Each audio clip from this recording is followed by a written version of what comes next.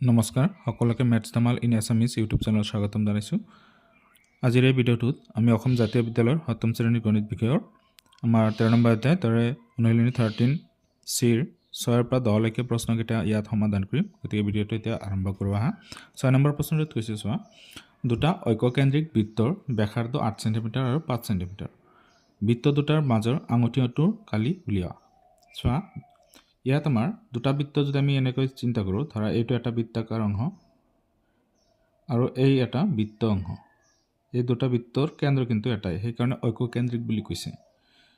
ঐক্যকেন্দ্ৰিক মানে এটা কেন্দ্ৰ থকা। এতিয়া কৈছে কি যে এই সৰু বৃত্তটোৰ ব্যাসাৰ্ধ আছে ধৰা 5 সেণ্টিমিটাৰ আৰু ডাঙৰ বৃত্তটোৰ ব্যাসাৰ্ধ হ'ল 8 সেণ্টিমিটাৰ। এতিয়া কৈছে কি এই মাজৰ যিটো আঙুঠি অংশৰ কালি এইখিনি বাদ দিলে তেতিয়া এই আঙুঠি অংশটোৰ কালি কিমান হ'ব? তেতিয়া ডাঙৰ বৃত্তৰ কালিৰ পৰা আমি সৰু বৃত্তৰ কালিটো বাদ দিলে আঙুঠি অংশটোৰ কালি থাকি যাব। এতিয়া চোৱা, সমাধান কৰোঁ আহা।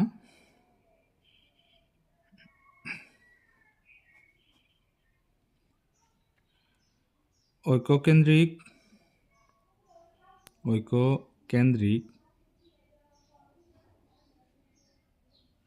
বৃত্ত দুটাৰ ব্যাসাৰ্ধ ক্ৰমে এটা ধৰিলোঁ R1 8 সেণ্টিমিটাৰ আৰু এটা হ'ল R2, সেইটো ধৰিলোঁ আমি 5 সেণ্টিমিটাৰ। এতিয়া চোৱা, আমি এই আঙুঠি অংশৰ কালি উলিয়াব হ'লে আমি এই ডাঙৰ বৃত্তৰ কালিৰ পৰা সৰু বৃত্তৰ কালিটো বাদ দিম। এতিয়া চোৱা, ডাইৰেক্ট আমি কৰি আছোঁ। এতেকে আঙুঠি অংশৰ কালি ইকুৱেল R1 ব্যাসাৰ্ধযুক্ত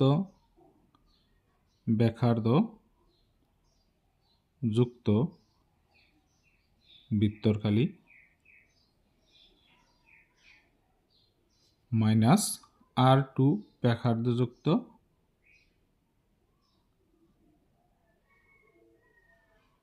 বৃত্তৰ কালি। ইয়াতে আমি R1 ব্যাসাৰ্ধযুক্ত বৃত্তৰ কালিৰ পৰা R2 ব্যাসাৰ্ধযুক্ত বৃত্তৰ কালি মাইনাছ কৰি দিলে আমি আঙুঠি অংশৰ কালিটো পাম। তেতিয়াহ'লে চোৱা, ইয়াতে আমি R1 ব্যাসাৰ্ধযুক্ত বৃত্তৰ কালি যদি আমি বহাওঁ, ইয়াতে বৃত্তৰ কালিৰ সূত্ৰ হ'ল পাই R স্কোৱাৰ মাইনাছ পাই R স্কোৱাৰ। দুয়োটাতে পাই R স্কোৱাৰ দিলোঁ, কিন্তু এইটো হ'ব পাই R1, এইটো হ'ব R2, 2 নম্বৰ ব্যাসাৰ্ধ। আৰু ইয়াতে চোৱা, পাইৰ মানটো আমাৰ দিয়া আছিলে, পাইৰ মানটো হ'ল 3.14, এইটো ধৰিব আমাক দিছে। এতিয়া কথা হ'ল, ইয়াত আমাৰ দুয়োটাৰে মান বহাব লাগিব। তাৰ আগত আমি এই দুয়োটাৰ পৰা পাই কমন ল'ব পাৰোঁ। তো পাইটো আমি কমন ল'লোঁ, তাৰপিছত R square minus R square, এইটো হ'ল 1, এইটো হ'ল 2। পাইৰ মানটো হ'ল আমাৰ ইয়াতে দিয়া আছে 3.14 ইনটু R1ৰ মান দিয়া আছে কিমান? R1টো হ'ল 8 স্কোৱাৰ মাইনাছ R2 হ'ল 5, তেতিয়াহ'লে 5 স্কোৱাৰ। ইয়াত 3.14 ইনটু, চোৱা, ইয়াত আমি এটা কাম কৰিব পাৰোঁ যে A square minus B square যিটো সূত্ৰ আছে সেইটো ব্যৱহাৰ কৰিব পাৰি। যিটো আছিলে A প্লাছ B হ'ল ইনটু A মাইনাছ B। তো ইয়াতে আমাৰ ঠিক একেদৰে আছে, এটা স্কোৱাৰ, এইটো 8 স্কোৱাৰ, মাজত মাইনাছ আছে, এনেকুৱা আছে। গতিকে আমি 8 প্লাছ 5 এবাৰ ল'ব পাৰি আৰু এবাৰ 8 মাইনাছ 5 ল'ব পাৰি। 3.14 ইনটু 8 প্লাছ 5 13 হ'ব, আৰু ইয়াতে 8 মাইনাছ 5 মানে 3 হ'ব। তেতিয়াহ'লে এইকেইটা পূৰণ কৰিলে আমি কালিটো উলিয়াব পাৰিম। 3.14 ইনটু 3 13 গুণে 39 হ'ব। এতিয়া চোৱা, 39 আৰু 3.14 আমি পূৰণ কৰিম, 39, 9 4 গুণ 36, 6 7 3, 9 গুণ 9 3 12 2 হাততে 1 9 3 গুণ 27 1 28 3 4 গুণ 12 2 1 3 1 গুণ 3 1 4 3 3 গুণ 9 6 4 12 2 11 1 12 দশমিক 2 ঘৰ আছিল 1 2 ইয়াতে হ'ব গতিকে 122.46 সেন্টিমিটাৰ স্কয়াৰ এইখিনি কালি হ'ব ইয়াত আমি হেৰি কৰিব পাৰোঁ মান বহাইছো যেহেতু সেন্টিমিটাৰ স্কয়াৰ দিব পাৰিম গতিকে আমি কালিটো পাই গলো এটো হল এইখিনি হল আঙঠি অংশৰ কালি এতিয়া আমি 7 নম্বৰ প্ৰশ্নটো সমাধান কৰো হা সোয়া 7 নম্বৰ প্ৰশ্নটোত কৈছে এখন সাইকেলৰ চকাৰ বেগ 84 সেন্টিমিটাৰ সাইকেলখনে কিমান দূৰত্ব অতিক্ৰম কৰিব যদি প্ৰতিটো চকা 200 পাক ঘূৰে এতিয়া সোয়া সাইকেলৰ চকাটো আমি কি বৃত্তাকাৰ বুলি কম সাইকেলৰ চকাটো বৃত্তাকাৰ হয় এটো কেন্দ্ৰৰ লগত এইবোৰ স্পক লাগি থাকে নেকি হলাবোৰ লাগি থাকে এনেকুৱা সাইকেলৰ চকা হয় এতিয়া যেহেতু সাইকেলৰ চকাটো বৃত্তাকাৰ তেতিয়ালে ইয়াৰ ব্যাস মানে কি ইয়াৰ পৰা ইয়ালৈকে দূৰত্ব দিয়া আছে 84 তেতিয়ালে ব্যাসাৰ্ধ হ'ব ইয়াৰ আধা 84 আধা এই সাইকেলখনে এপাক মাৰিলে কিমান দূৰত্ব হ'ব হেটো আমি উলিয়াব লাগিব প্ৰথমত এপাক মানে হল তাৰ পৰিধি চাৰিওফালৰ যেটো দূৰত্ব হেতু চকাটোৰ চাৰিওফালৰ দূৰত্ব এতিয়া আমি ইয়াতে সমাধান কৰো হা সমাধান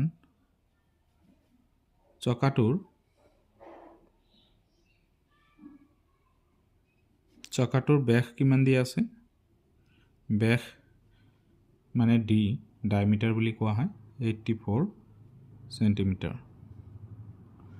তেতিয়ালে এতেকে ব্যাসাৰ্ধ কিমান হ'ব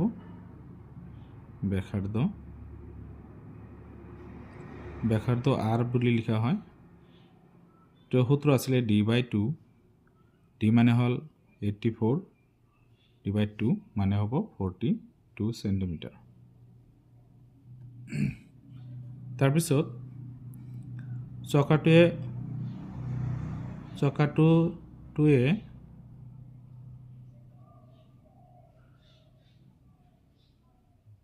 200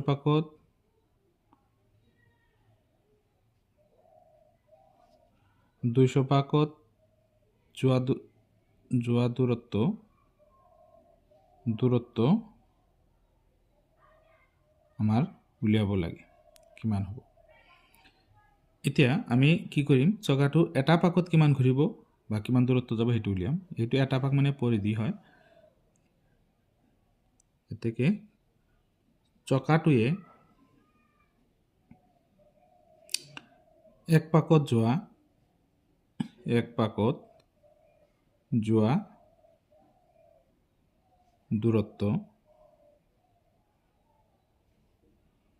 দূৰত্ব মানে হল এইখিনি চকাটোৰ পৰিধি বুলি আমি কওঁ ইকুৱেল টু 2 পাই r 2 পাই r হ'ব গতিকে ইয়াত মান বহাই দিম আমি 2 ইনটু পাইৰ মানটো হ'ব 22/7 পাইৰ নিৰ্দিষ্ট মান আছে এটো 22/7 আৰু r ৰ মানটো আমি উলাইছো 42 সেন্টিমিটাৰ তেছোৱা 7 ইয়াতে 6 বাৰ হৰণ যাব এই 2 22 গুণে কিমান হ'ব 44 পূৰণ 6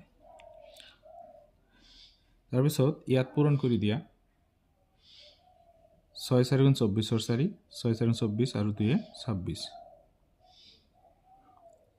264 সেন্টিমিটাৰ এইখিনি এটা পাকত চকাটোৱে যায় এতিয়া 200 পাকত যাবলৈ হলে 200 ইয়াৰ লগত পূৰণ হ'ব এতেকে 200 পাকত চকাটোৱে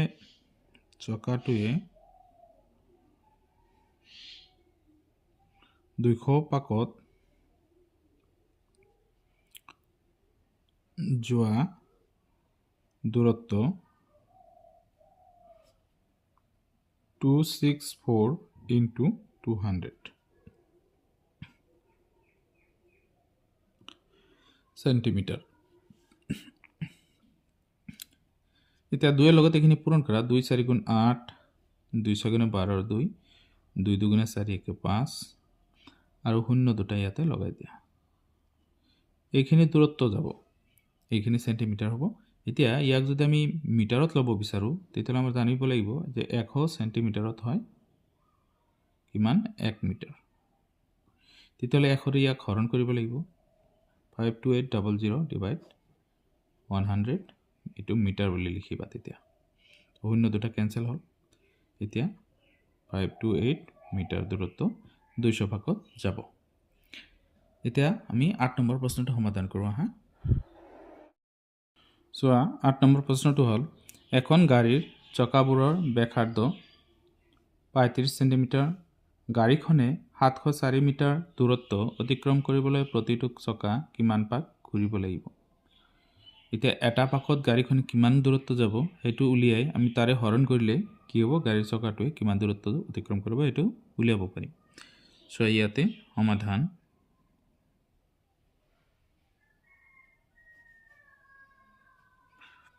চোৱা চকাটোৰ ব্যাসাৰ্ধ কিমান আছে, ব্যাসাৰ্ধ ইকুৱেল 35 সেন্টিমিটাৰ। অতিক্ৰম কৰা মুঠ দূৰত্ব কিমান, অতিক্ৰম কৰা মুঠ দূৰত্ব 704 মিটাৰ। এতিয়া চোৱা ইয়াতে এটা প্ৰব্লেম হ'ল কি যে গাড়ীখনে অতিক্ৰম কৰা, এইটো গাড়ীখনে লিখিব পৰা, গাড়ীখনে মানে চকাটোৱে, গাড়ীখনে অতিক্ৰম কৰা দূৰত্ব হ'ল 704 মিটাৰ। এইটো হ'ল ব্যাসাৰ্ধটো আমাৰ সেন্টিমিটাৰ এককত দি আছে, এইটো মিটাৰত আছে। গতিকে মিটাৰৰ পৰা আমি সেন্টিমিটাৰ বনাই লওঁ। কি কৰিব লাগিব চোৱা, সেইটো হ'ল যে আমাৰ 100 সেন্টিমিটাৰত হয় 1 মিটাৰ, 1 মিটাৰ নাইবাতো 1 মিটাৰত হয় কিমান 100 সেন্টিমিটাৰ। তো এইটো আমাৰ জানিব লাগিব। তেতিয়া 100 ইয়াৰ লগত পূৰণ হ'ব, কাৰণ ডাঙৰ এককৰ পৰা যদি আমি সৰু একক বনাওঁ তেতিয়া পূৰণ হয়। 100 এইটো সেন্টিমিটাৰ হ'ব। তেতিয়া 100 পূৰণ হ'লে হ'ব 704 সেন্টিমিটাৰ। আমি সৰু এককত কনভাৰ্ট কৰি ল'লোঁ বা এইটো বদলাই ল'লোঁ। এতিয়া চোৱা আমি গাড়ীৰ চকা এটাই এক পাকত কিমান দূৰত্ব যাব সেইটো হ'ব গাড়ীৰ চকাটোৰ পৰিধি। যেহেতু বৃত্তাকাৰ গাড়ীৰ চকাটো, তো পৰিধিটো হ'ব এক পাকত যোৱা দূৰত্ব। তেতিয়াহ'লে এতেকে প্ৰতিটো চকাই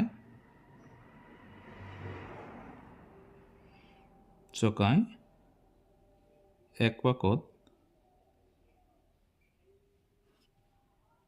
যোৱা দূৰত্ব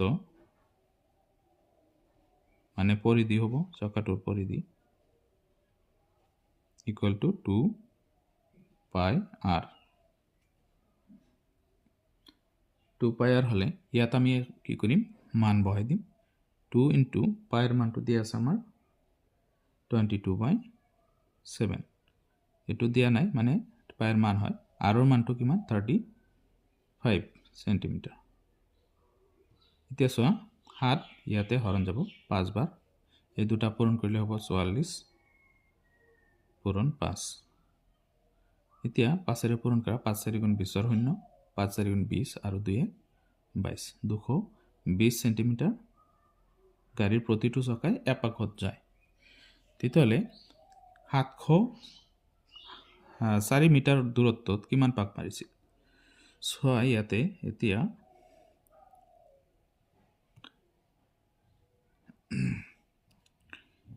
220 সেন্টিমিটাৰ যাওঁতে চকাটোৱে পাক মাৰে এটা, চকাটোৱে পাক মাৰে এটা। তাৰপিছত এতেকে 1 সেন্টিমিটাৰ যাওঁতে চকাটোৱে পাক মাৰে 1/2 ইমানটা, মানে 1 সেন্টিমিটাৰ খুব কম পাক মাৰিব। আকৌ এতেকে কি আছিলে 70400 ইমান আমাৰ মোৰ দূৰত্ব আছিলে যেটো এইটো ইমান দূৰত্ব যাওঁতে কিমান পাক মাৰিব ইমান সেন্টিমিটাৰ যাওঁতে 1/220 into 70400 ইমানটা পাক মাৰিব তো শূন্য ক্যান্সেল কৰি দিলো তো 2 ৰে কাটিলে 11 বাৰ যাব ইয়াত 2 ৰে কাটিলে কিমান হ'ব ইয়াতে 35 2 শূন্য এতিয়া আমি পালো কিমান 3520 divided by 11 ইয়াতে হৰণ কৰিছো এতিয়া 11 35 ৰ ভিতৰত 3 বাৰ যায় 33 হয় 2 বাছে 22 ৰ ভিতৰত 2 বাৰ আৰু শূন্য 320 পাক 20টা পাক মাৰিব এতেকে গাড়ীখনে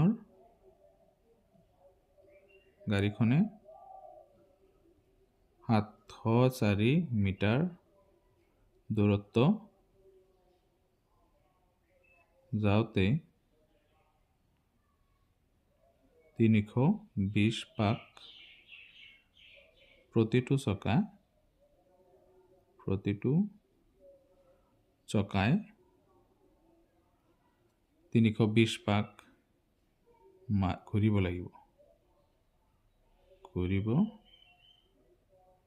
লাগিব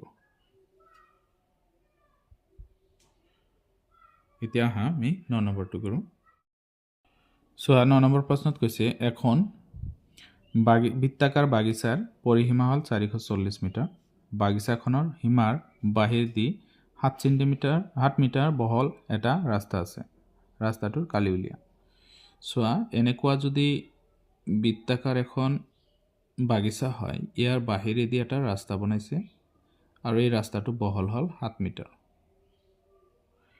মিটাৰ বহল এটো হল ধৰা কেন্দ্ৰটো এতিয়া বাগিচাখনৰ পৰিসীমাটো দি আছে 440 তে ইয়াৰ ব্যাসাৰ্ধ কিমান হ'ব এটো নাজানো আমি ব্যাসাৰ্ধ আৰ কিমান হ'ব সোয়া আমি সমাধান কৰো ইয়াতে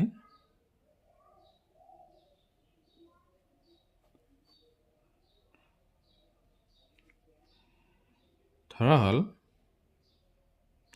ইয়াতে আমি এটা কাম কৰো যে বাগিচাখনৰ বৃত্তাকাৰ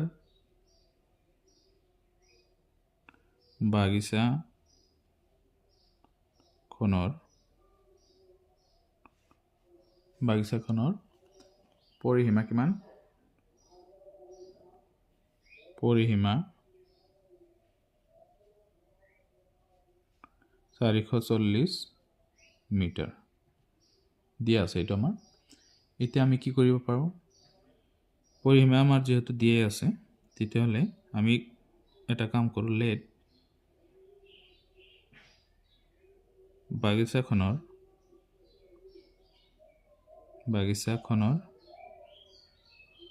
ব্যাসাৰ্ধ R1 বুলি আমি ধৰিলো R1 ব্যাসাৰ্ধ R1 আমি ধৰিছো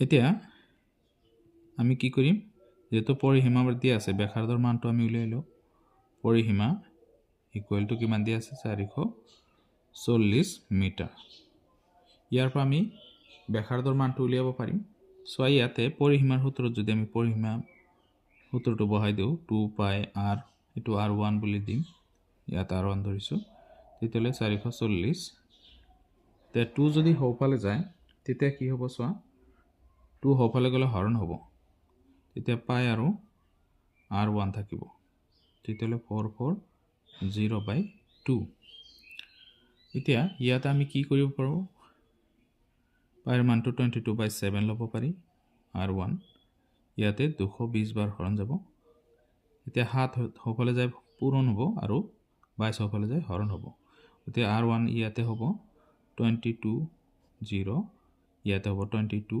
into 7 ইয়াতে 22 ইয়াতে 10 বাৰ হৰণ যাব আৰ 10 গুণে 70 হ'ব ব্যাসাৰ্ধ অৰ্থাৎ বাগিচাখনৰ ব্যাসাৰ্ধ এতিয়া r1 তো আমি পালো মানে বাগিচাখনৰ ব্যাসাৰ্ধ আমি পালো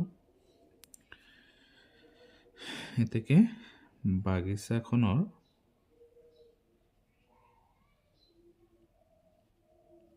ব্যাসাৰ্ধ এটা আমি সেন্টিমিটাৰ দিওঁ ব্যাসাৰ্ধ সেন্টিমিটাৰ নয় এইবিলাক মিটাৰত আছে মিটাৰ ব্যাসাৰ্ধ R1 70 মিটাৰ এতিয়া চোৱা এই ব্যাসাৰ্ধ R1 মান পালো আমি 70 এতিয়া ৰাস্তাটো বহল আছে 7 মিটাৰ তেতিয়া ডাঙৰ বৃত্তৰ কথা যদি আমি বিবেচনা কৰো তেতিয়া ইয়াৰ ব্যাসাৰ্ধটো কিমান হ'ব ইয়ালৈকে 70 তল 70 আৰু 7 ইয়াৰ লগত যোগ দিলে 77 হ'ব গতিকে আমাৰ ৰাস্তাসহ বাগিচাখনৰ যদি আমি বৃত্তাকাৰ অংশ লওঁ তেতিয়া আমাৰ ব্যাসাৰ্ধটো কি হ'ব 77 সেন্টিমিটাৰ 77 মিটাৰ হ'ব এতিয়া চোৱা আমি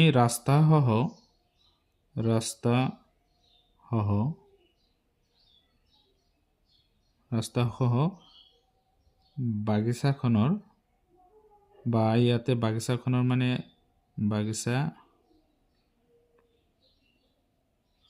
বাগিচাখনৰ এইটো আমি লেট ধৰি ললো বাগিচাখনৰ ব্যাসাৰ্ধ হ'ব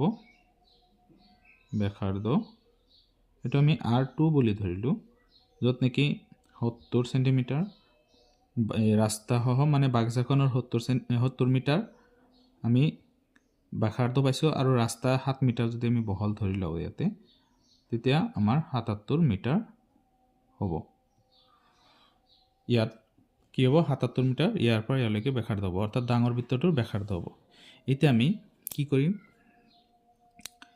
এতিয়া আমি এই আমাৰ হেৰি আছে ৰাস্তাৰ কালিটো উলিয়াব হলে আমি ডাঙৰ বৃত্তৰ পৰা আমি সৰু বৃত্তটো বাদ দিব লাগিব এতেকে ৰাস্তাৰ কালি ইকুৱেল R2 ব্যাসাৰ্ধ যুক্ত বৃত্তৰ কালি মাইনাস R1 ব্যাসাৰ্ধ যুক্ত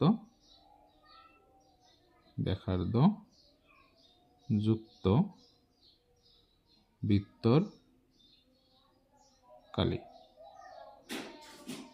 R1 কাৰ ব্যাসাৰ্ধ আছিলে R1 আছিলে বাগিচাখনৰ ব্যাসাৰ্ধ অৰ্থাৎ এটো 2 নম্বৰ ব্যাসাৰ্ধ এটো হল 1 নম্বৰ ব্যাসাৰ্ধ এটো 2 নম্বৰ ব্যাসাৰ্ধ তো 2 নম্বৰ ব্যাসাৰ্ধ যুক্ত বৃত্তটো ডাঙৰ এই ডাঙৰটোৰ পৰা আমি সৰু বৃত্তটোৰ কালি বাদ দিব লাগিব এতিয়া চোৱা R1 ৰ ক্ষেত্ৰত বা R2 ৰ ক্ষেত্ৰত আমি কালিৰ সূত্ৰ যদি বহাও এটো পাই R স্কয়াৰ হ'ব বৃত্তৰ কালিৰ সূত্ৰ এটো পাই R স্কয়ার হ'ব এতিয়া কথা হল এটো হল R2 এটো হল R1 এতিয়া দুটাৰ পৰা আমি পাই কমন ল'ব পাৰি তাৰ পিছত ইয়াতে R square minus R square ইয়াত হল 2 এটো হল 1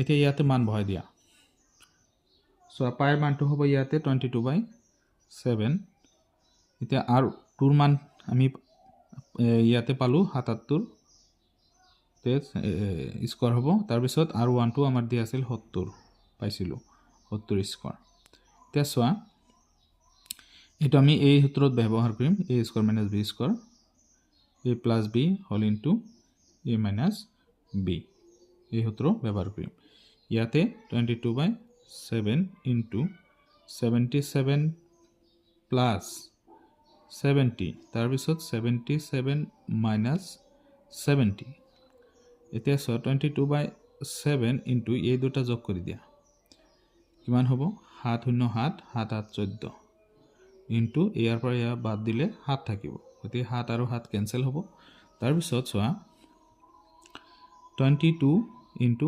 147 থাকিব 147 এৰ লগত আমি 22 পূৰণ কৰি দিও 2 7 গুণ 14 2 4 গুণ 8 1 9 2 1 গুণ 2 তে 4 9 2 4 13 3 2 কে 2 9 11 কে 12 2 या 3 গতিকে কিমান পাম 3234 মিটাৰ স্কয়াৰ এইখিনি হ'ব ৰাস্তাৰ কালিটো আমি কি কৰিলো ইয়াত আমি ডাঙৰ বৃত্তৰ পৰা সৰু বৃত্তটোৰ কালি বাদ দিলে আমাৰ ৰাস্তাৰ কালিটো ওলাই গতিকে ৰাস্তাৰ কালি আমি পালো therefore ৰাস্তাৰ কালি 3234 মিটাৰ স্কয়াৰ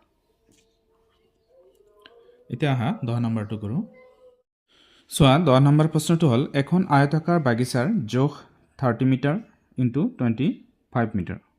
বাগিচাখনৰ ভিতৰত 14 মিটাৰ ব্যাসৰ এটা পুখুৰী আছে। পুখুৰীটোক বাদ দি বাগিচাখনৰ বাকী অংশৰ কালি কিমান? চোৱা, আয়তাকাৰ এনেকুৱা বাগিচা এখন আছে। ধৰা এনেকুৱা এটা বাগিচা আছে।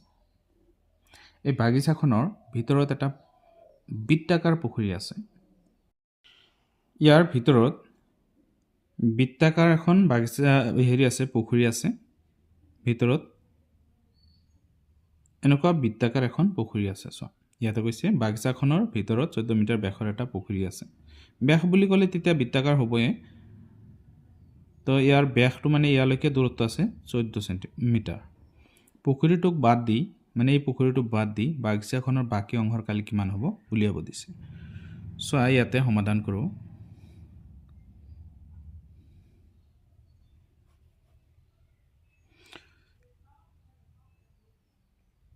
আয়তাকাৰ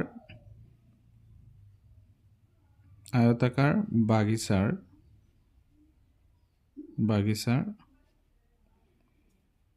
দিক বা জোখ, এটা আমি জোখটোতো দিয়েই আছে আমাৰ, কালিটো ডাইৰেক্ট উলিয়াই দিওঁ আমি। দিগে হ'ল 30 মিটাৰ আৰু প্ৰস্থই হ'ল 25 মিটাৰ। এতিয়া পূৰণ কৰিলে হৈ যাব। 3 25 গুণ 75 আৰু 0 এটা দিলে 750 মিটাৰ স্কোৱাৰ কালি হ'ব। এটা আমি বাগিচাখনৰ কালি পালোঁ। এতিয়া আমি বৃত্তাকাৰ পুখুৰীৰ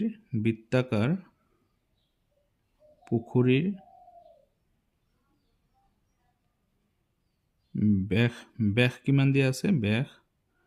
ব্যাসটো হ'ল ডি, আমাৰ দিয়া আছে 14 মিটাৰ। তেন্তে ব্যাসাৰ্ধটো কি হ'ব? ব্যাসাৰ্ধ আৰ বুলি ধৰিলোঁ। ইয়াৰ আধা হ'ব, অৰ্থাৎ 14/2 ইকুৱেল টু 7 চেণ্টিমিটাৰ। 7 চেণ্টিমিটাৰ কি হ'ব? ব্যাসাৰ্ধ। এতিয়া চোৱা, আমি পুখুৰীটোৰ কালি উলিয়াম। গতিকে পুখুৰীটোৰ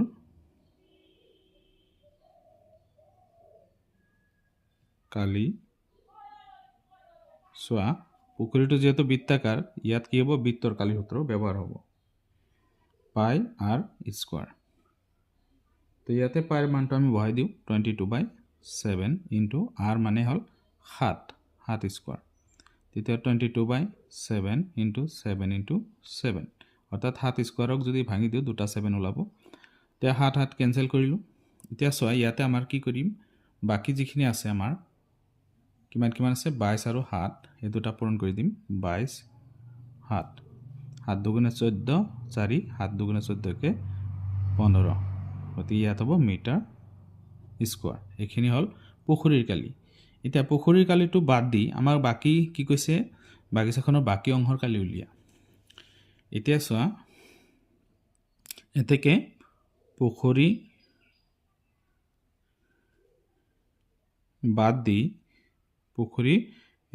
বাদ দি বাকী অংশৰ কালি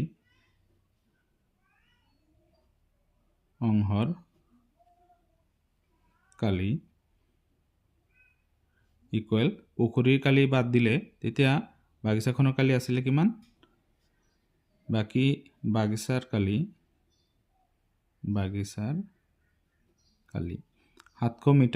750 মিটাৰ স্কোৱাৰ আছিল বাগিচাখনৰ কালি, আয়তাকাৰ বাগিচা। আৰু পুখুৰীৰ কালি পালে আমি 154 মিটাৰ স্কোৱাৰ।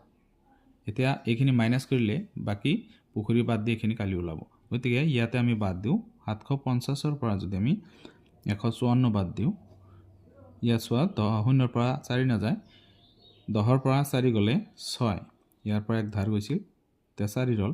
ইয়াত 14ৰ পৰা 5 গ'লে 9, ইয়াতে 6 ৰ'ল, 6ৰ পৰা 1 গ'লে 5, গতিকে 596 মিটাৰ স্কোৱাৰ। এইখিনি হ'ব পুখুৰীটোক বাদ দি বাকী অংশৰ বাগিচাখনৰ কালি। গতিকে এইখিনি আমাৰ এনচাৰ হৈ গ'ল। এইটো আমাৰ এই ভিডিঅ'টোৰ শেষৰ প্ৰশ্ন আছিলে। তো ভিডিঅ'টো আজি ইমানতে সামৰিছোঁ। যদি ভিডিঅ'টো চাই ভাল লাগে প্লিজ চেনেলটো ছাবস্ক্ৰাইব কৰি দিব। এইটো হ'ল আমাৰ এই অনুশীলনী, অৰ্থাৎ এই চেপ্টাৰটোৰ 13 নম্বৰ অধ্যায়ৰ একেবাৰে লাষ্টৰ প্ৰশ্ন আছিলে, অনুশীলনী 13C। গতিকে পৰৱৰ্তী যিবিলাক লেসন আছে অধ্যায় আছে সেইবোৰৰ আমি ভিডিঅ' বনাম মানে পৰৱৰ্তী ভিডিঅ'বোৰ দি থাকিম গতিকে আমাৰ চেনেলটো সাবস্ক্ৰাইব কৰি ৰাখক আৰু নটিফিকেশন অন কৰি ৰাখক যাতে নটিফিকেশন সোনকালে পায় আপোনালোকে গতিকে ভিডিঅ'টো আজি ইমানতে সামৰিছোঁ ধন্যবাদ